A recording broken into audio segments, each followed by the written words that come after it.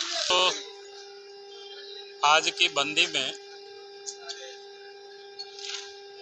लोगों ने जो सहयोग किया, मैं उन सब लोगों को भारतीय जनता पार्टी की ओर से बहुत बहुत बधाई और शुभकामना देता हूं, क्योंकि जन समस्याओं को लेकर के बंदी थी और उसमें से खास करके कानून व्यवस्था को लेकर के रात के 9-10 बजे अचानक जब ये घटना घटी और अनिल कुमार टाइगर की जब मौत हो गई, उस वक्त हम सब लोग रिम्स हॉस्पिटल में थे और वहीं पर सबों की जो भावना थी कि एक बार रांची को बंद करना चाहिए, और उस बंद में लोगों ने साथ दिया, सहयोग किया, उसके लिए उन सबको बहुत बहुत बधाई है। और इस बंदी के दरमियान जिस किसी को भी जो दिक्कतें हुई, तकलीफ हुई, क्योंकि मैं समझता हूं कि जब भी कुछ बंदी होती है तो किसी न किसी को तकलीफ होता है, कष्ट होता है। वैसे तमाम लोगों से भी मैं पार्टी की ओर से मैं क्षमा प्रार्थी हूं, क्योंकि विरोध प्रकट करने का लोकतंत्र में यह भी एक तरीका था। और इसलिए हम सब लोग, क्योंकि झारखंड में लगातार हत्याएं हो रही है और उसके विरोध में कानून व्यवस्था बिगड़ते हुए, उस हालात को देखते हुए सरकार के ऊपर ये दबाव बनाने के लिए कभी कभी ये कठोर कदम भी पार्टी को उठाना पड़ता है। और आज उसी के तहत ही बनता है।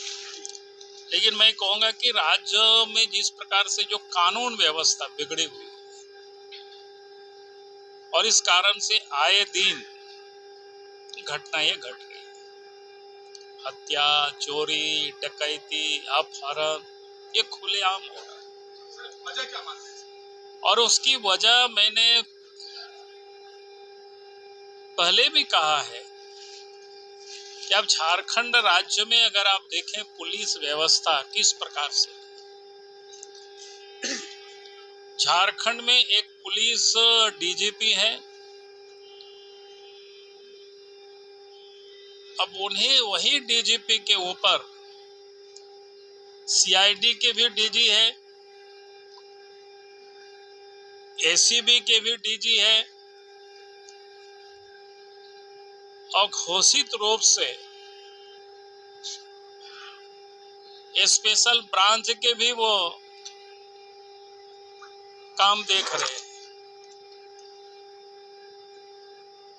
और रांची जिला के जो आज सीनियर एसपी है, डीआईजी में उनका प्रमोशन हुआ, लेकिन एसपी के प्रभार में भी वही। तो झारखंड में किस प्रकार से पुलिस व्यवस्था काम कर रही है, इससे आप समझ सकते हैं।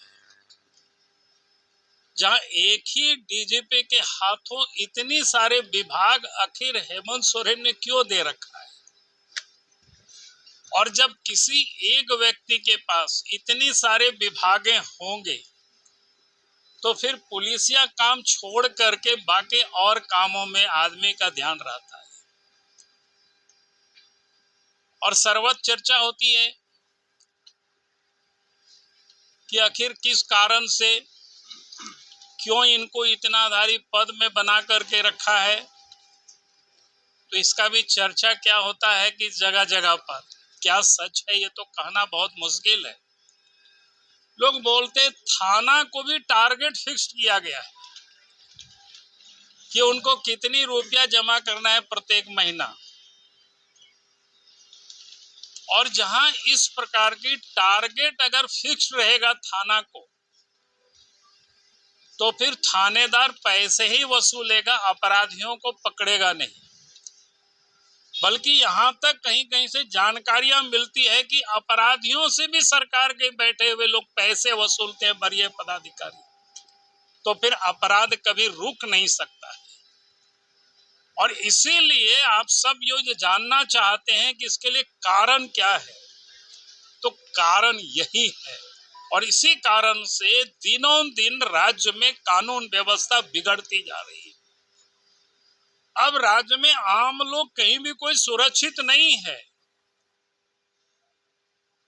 और राज्य में आम लोगों की सुरक्षित यह हो तभी होगी जब सरकार में बैठे हुए लोग या खास करके ये सारे विभाग मुख्यमंत्री के पास, मुख्यमंत्री को ये सारे चीजों को देखना चाहिए ताकि प्रॉपर काम हो सके, कानून व्यवस्था ठीक हो सके। और जब तक सरकार इन सारे व्यवस्थाओं को ठीक नहीं करेगी, वसूली नहीं बंद करेगी, तो यह अपराध कभी रुकेगा नहीं। और अभी तो मैंने सब बताया, वसूली की जो चर्चाएं सभी है, चाहे कोयला का हो चाहे जमीन का हो, इसी में सारे कारोबारी से या गुंडों बदमाशों से भी यह वसूला जाता है। और इस कारण से आज अगर कहीं भी आप जाएंगे तो लोग कहते हैं, गांव के लोग थानेदार आवेदन नहीं लेते, एफआईआर नहीं लॉन्च करते, कार्रवाई नहीं करते हैं। ये आम घटनाएं हैं। भगवान करे आप सब लोगों को थाना जाने की नौबत नहीं पड़े। अगर थाना जाने की नौबत पड़ेगी तो हम समझते हैं कि आप सबको भी एहसास हो जाएगा कि किस प्रकार से पुलिस प्रशासन काम कर रही है। बहुत बहुत हमसे जुड़े रहने के लिए हमारे YouTube चैनल को सब्सक्राइब करें और नई वीडियो की नोटिफिकेशन के लिए बेल आइकॉन को दबाएं।